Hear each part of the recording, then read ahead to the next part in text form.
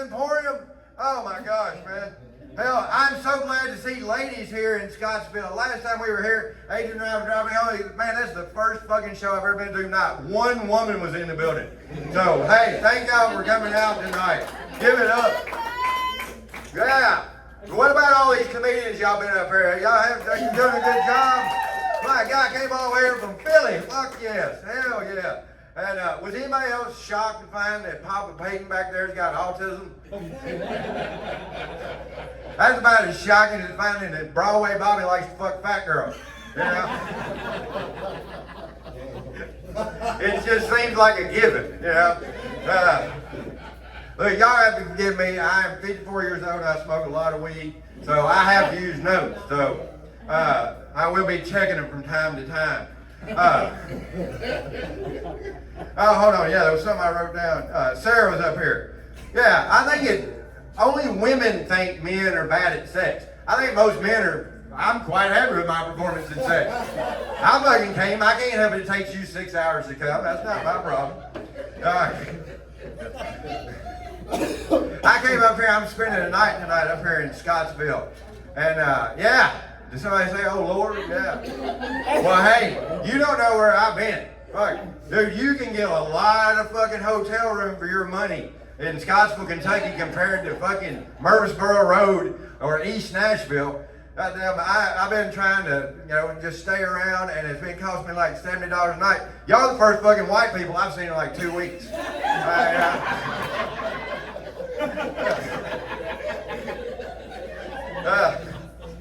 Oh my goodness. All right, here's the question for the audience. Have you ever been having sex with somebody and then you realize about halfway through that they have bad body odor? Anybody ever happened to anybody? That's a weird position to find yourself in. It's hard for us to even tell somebody they stink. You ever had somebody show up at work and they stink? You'll do anything but say they stink. You'll try to keep from fucking smelling. You're like, and it gets even more awkward when you have your dick inside them. So let me tell y'all a little story. About 13, 14 years ago, my late wife, Michelle, and I were along with our 4 children on vacation down in Daytona Beach, Florida. And we spent the day out at the beach sunning and funning and sweating. And we get back up to the condo, and I'm taking off floaties and shit, when all of a sudden Michelle walked over to me and she goes, "I am so horny. I want you to fuck me right now." And I was like, what the fuck is going on? I don't know if y'all ever spent a lot of time with mothers that have 4 children. They don't say that kind of thing very often. No, they usually say stuff like, "Don't touch me, motherfucker." I said, "No, God damn it." So I did like any good father, and I shoved that kid out of my way, and I ran to the bedroom. I won't go into all the graphic details or anything, but everybody's having a good time, And at some point during it, she starts kind of easing her hands up over her head. When she got about right here, it hit me, and I go, "Oh!" Now, thank God I did not do that. I at least had the wherewithal to know that if I had any natural response like gagging, puking, saying, "Oh, bitch, you stink," this would never happen again. So I did what any guy would do. I shoved my nose into a titty and kept on fucking.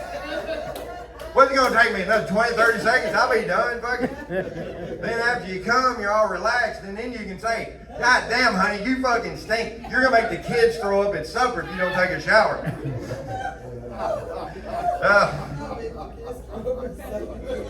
I'm glad you like that. All right. I think I'm turning into the man I used to make fun of like 20, 30 years ago. I quit drinking. I'm trying to quit smoking. I stopped watching sports. I started watching documentaries and hour-long dramas. Like, what the fuck is wrong with me? And then I started doing yoga. I'll do that shit 3 times a day. And then finally, the nail in the coffin, I started drinking green tea. Oh yeah. I'm like, any day now I'm gonna be sucking dick at a farmer's market. It's just the natural progression of order, Y'all like to watch videos on your phone, like when people are doing comedy?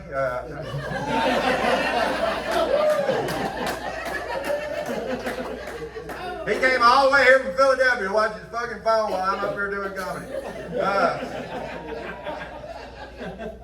I like to watch videos on my phone, and I don't know, about a month ago, I was just laying in bed on a Sunday morning, and I found this video I wanted to watch. And it was a 12-minute video, and I only watched about half of it, and then I got bored, and I just shut it off. And I didn't think anything about it. I got showered, going about my day. Well, later on, me and my kids got in the car, and we were going to do something. And I learned something very valuable about Bluetooth. That video will transfer right over to your car. And, yeah. My kids were very curious about real estate gangbang. They didn't know. What is this song?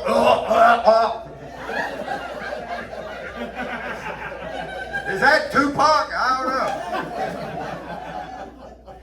Oh my God.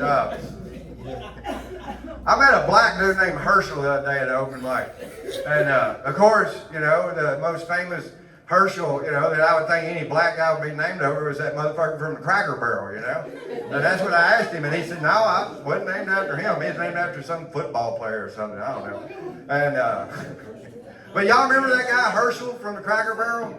You know, they were going to take him off the sign, and then they decided to put him back on. Well, it finally came out why it all happened. Did y'all hear what happened? Nope. He was trying to pack his sausage in Bob Evans' barn. Now, and a bunch of these evangelical preachers got real mad about it, but everybody else was like, no, we want to see Herschel fuck Bob Evans. So. All right, I like that joke, so it's going to stay in. All right. All right, here's a question for the ladies. Thank God y'all are here. This was very awkward having to ask a room full of 25-year-old men that looked like they'd been smoking meth in a fucking tree stand. So here, all right, here you go, ladies. How many of you, and I'm expecting big things out of you back here 3 times a day, how many of you have sent an unsolicited titty or kitty pic? It could be to your husband, your boyfriend. All right, 2, all right. Yes, ma'am. You're a fucking hero. Oh my God. Yeah, give her a round of applause. Cheer it up. Hell yeah. Yeah, that shit happened to me fucking once. 9 years ago, I went on a date with this woman, and 2 days later, I reach over and I grab my phone, and I look at it, and the first thing is the most beautiful pair of titties just bam, right in my face. And I was like, it's gonna be a good fucking day. Now I know that is a vastly different experience from what you ladies get when something springs off your phone into your face first thing in the morning. You're like, ah, oh, Jesus Christ, this shit again. But I have one of my real good friends, Ellie, lives down in Amarillo, Texas, and she's a couple years younger than me, and she's trying to date and stuff like that. And I was down there talking to her, and she's telling me all this crazy shit guys do, all these pictures and stuff. I'm like, oh, you're making half this shit up. It can't be that fucking bad. While we're sitting there talking, some dude she never met sends her a fucking dick pic. And she turns her phone around and just shoves it in my face. She goes, see, why do y'all do this? Why do y'all do this? And I'm like, y'all, you ain't ever seen my dick? You want to? She didn't. She didn't want to see it. Well, and speaking of her, I've been actually trying to, my kids are older and I'm doing other stuff, so I'm trying to date again. It's been a long time since I dated. And, but I'm also trying to plan a tour of Texas. And so I had the bright idea. Ellie rejected me again. I wasn't even trying to hit on her. But I had this idea. I'm going to go to Texas, and I thought, well, hell, I can pick her up, and she can help me make videos and create content. It'll be cool. And so I called her up, and I told her everything, and she was like, oh, my God, that sounds so much fun. And just immediately, all this girly shit talking about, we can do this, and it'll be so cute. And I'm like, all right, yeah, all right, that's why you're here. Okay. And but then she goes, hey, I want to be very clear with you. I'm not going to fuck you. And I was like, makes you think I want some old lady pussy anyway, yeah? I get really drunk. Yeah. She said everybody would like that joke, and that just fell flat as shit. So, yeah, the big punchliner was, I prefer self-moisturizing vagina. That flew right off y'all's head, didn't it? Yeah. Yeah, if you're in your 20s or 30s, yeah, most of y'all, I guess, you'll get that in a few years. All right, hell, I gotta find something else to end on. That fucking sucked. All right, shit. I mentioned that I'm, you know, my what? What'd you say? Hold on. Mentioned? Are you making fun of how I talk? Inching. Okay. right, we're inching along here, folks. All right, I mentioned, that, I am a widowed father of 4 children. And I don't know if y'all know this, but having a dead wife and 4 kids, it'll put a damper in your dating life. I mean, a little bit. Turns out dead wives, very much like live ones, don't want you getting any strange. And but I got out there and I went on some dates. And but one date that always sticks in my mind is I met this woman online, and we met, and we were down at the 5 Spot in East Nashville. It's a real cool bar. And we've been drinking and dancing and having a good time. And we go out back, smoking a cigarette. When all of a sudden she hits me with the question that every date I go on, they ask me, they're like, what happened to your wife? So I look at her and I tell her, I'm like, well, she fell down our basement stairs. As soon as I told her this, she burst out laughing. She goes, ha ha ha, she fell down the stairs, ha ha. And I'm like, what is fucking wrong with this lady? Is she insane? And I didn't know what to do. I was like, should I leave? I'm like, just get an Uber and go home. Fuck it, just get the fuck out of here. But I was paralyzed.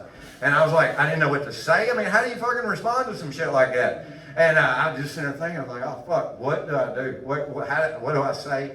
And then it was like, oh shit. I wonder what it'd be like to fuck her. And it turns out a whole lot of fun. When you're that crazy, you're open for anything. All right, hey, I hope y'all had a great time. My name is Les Clinton. Hey, this has been a blast. And, one of the things that I encourage anybody I know, go out to an open mic, try stand-up comedy, because it's not just about you being a comedian, it's about the people you meet. I have met people from every demographic and walk of life that I can think of, and now they are my best friends. And one of the guys, the headliner tonight, Adrian, Mr. 505, hands down one of the most brilliant storytellers I know, and I'm proud to call him my friend. Y'all give it up for Mr. 505 himself, Adrian